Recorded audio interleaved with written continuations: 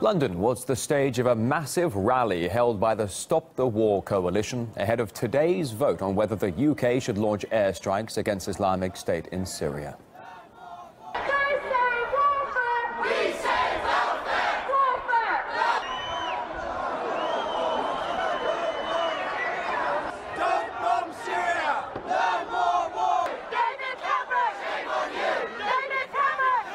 There's already been a huge debate in the UK Parliament on the pros and cons of such an operation. If not now, when? Does the Prime Minister believe that the United Nations Security Resolution 2249 gives clear and unambiguous authorisation for UK airstrikes? And in the absence of any coordinated UN military or diplomatic strategy, does he believe that more military forces over Syria could increase the risks of dangerous incidents, such as the shooting down of a Russian military aircraft by Turkish forces this week?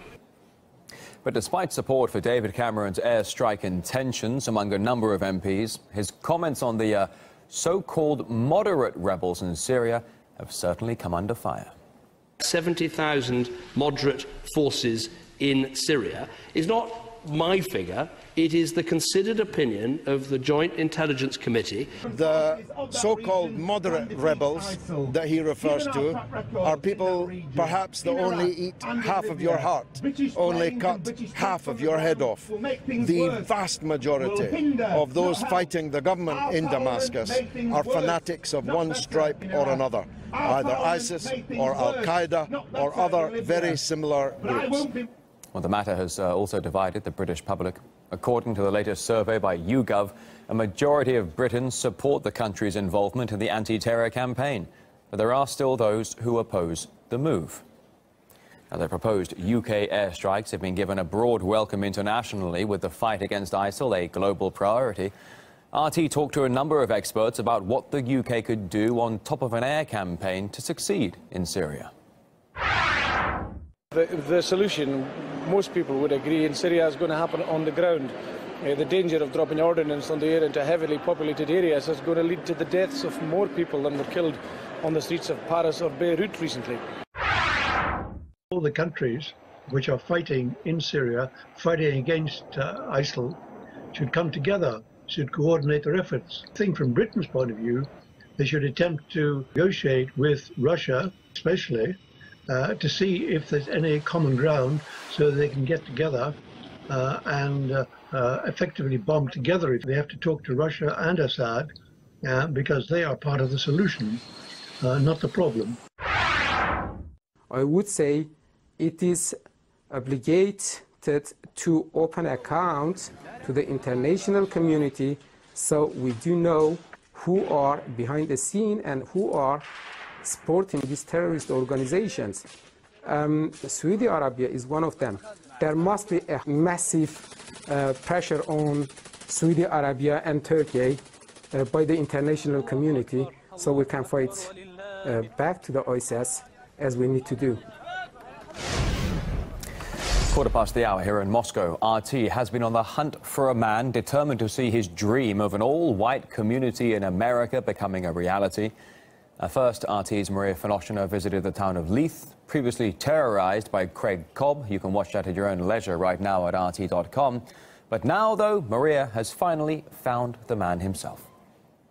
We're tracking down a man who calls himself the US's most famous racist. Half American, half Canadian, Craig Cobb lives in North Dakota, just a few kilometers south of Canada, which has made him persona non grata. America, meanwhile, has limited his movements. We came here to the city of Sherwood on the American-Canadian border. This is where Craig Cobb currently lives. We asked about him at a local gas station. They told us that his house is right next to the church. This is the only house in the entire town with a fence around it and no trespassing signs. Come here, dancer. They look bad, they sound bad, and usually they smell bad. 73% of the abortions in this country are niggers. It's nigger control. We need that. We came to Sherwood, North Dakota, from the town of Leith, which Craig Cobb wanted to turn into a whites-only enclave, buying properties and selling or donating them to his followers. He had his own agenda, and he was basically trying to run us out. We're not going to be friendly to anyone who's non-white and wants to live amongst us. It's real simple. Every day we had to come up with a new plan of how we were going to stop this guy. They could have laughed it off in Leith and said, oh, the Nazis, go ahead, give it a try. First of all, we're not Nazis. Who you are? NSM, I'm in the creativity movement, but we wanted people from all sorts of right-wing genres to come to Leith, rather. Among them were members of Ku Klux Klan and the founder of a large white nationalist website. Some of them are violent. Yeah, some of them are. Actually, in political movements, violent people are quite useful, the criminal class. Our town would be gone, the county would have a problem, the state would have a huge problem because they'd be dealing with these people. How exactly you want to, as you said, protect this DNA? Well, whatever it takes. If the First Amendment is taken away from us, that we have the right to terrorism. Then I'm like, now we have a serious problem. And we had to go 100 miles an hour forward to stop him from doing what he wanted to do. And we did. Marie Finoshina, RT, North Dakota. In the next part of her series, Maria finds out how people determined to fight Craig Cobb have actually been denied legal help. The story does continue here on RT International.